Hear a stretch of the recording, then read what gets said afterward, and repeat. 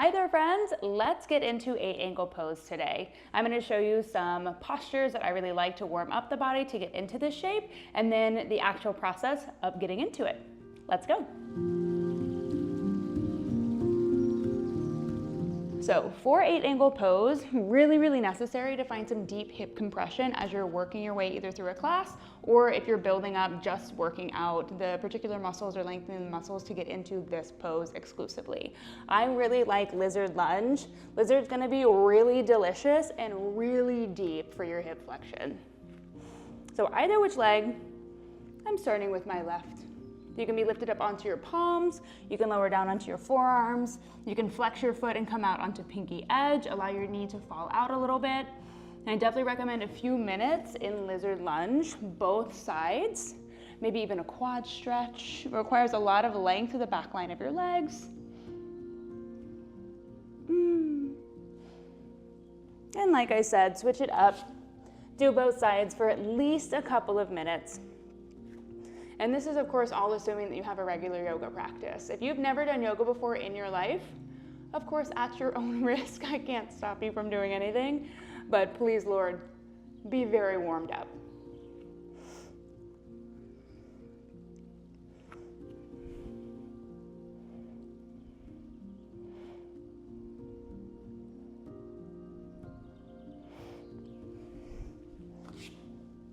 And then another one for this, you want your shoulders to be nice and warm as well. You're gonna end up wearing your leg like a backpack and you want your shoulders to be prepared for that.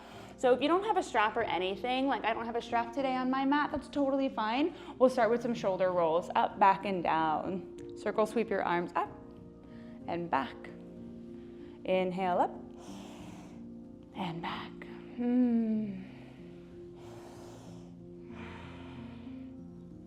Let's add some shoulder stretches. Left hand to right elbow. Give yourself a little pat on the back. Ooh. Hello, triceps. Switch it out. And of course, this is just an explanatory video. Take your time through all of these stretches, at least a few minutes in each one. Big breath in, arms lift. Take some cactuses, open up your chest. I'll do 3.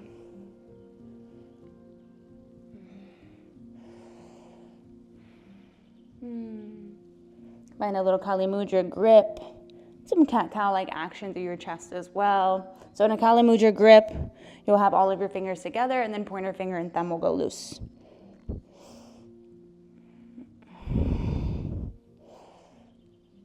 All right.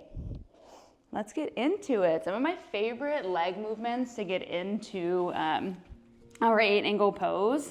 We call it the well. I like to call it pumping the well. So you can have your other leg long, grab for the inseam of your bent leg, and then support yourself with your opposite hand, pumping the well. So what we don't want here is just a bend and extend of our leg. This isn't really giving us much.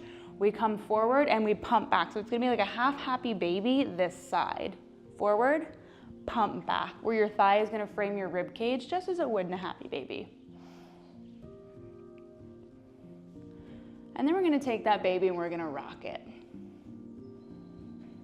You bring sole of foot to opposite elbow crease, and then you rock your little baby. Isn't that sweet? And then our baby's gonna turn into a backpack for our shoulder in a minute. And if this isn't quite accessible, maybe it's not time for this shape just yet. And that's totally fine. We can advance our way to our 8-angle pose one day. Maybe you can still find the same compression. Maybe you have all of the strength in your shoulders and your arms to find this particular arm balance, but maybe just not the legs. You can always come to a reclined or seated figure 4 as well. And from here, it's where we start to have fun.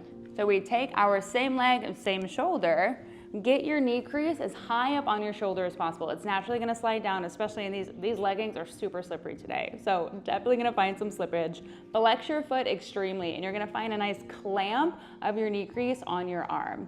Palm comes down, wrap your opposite leg on top. So opposite foot comes on top to create that little lock. Flex your toes in together. palms are down, rock up into your hands, see if we can start to balance our weight there, and then extend your legs out to the side. So we rock up, extend, lower, and squeeze, like a little chip clip. And you'll look at your toes, high toes, and then take a gentle rock back down. You did it, good job.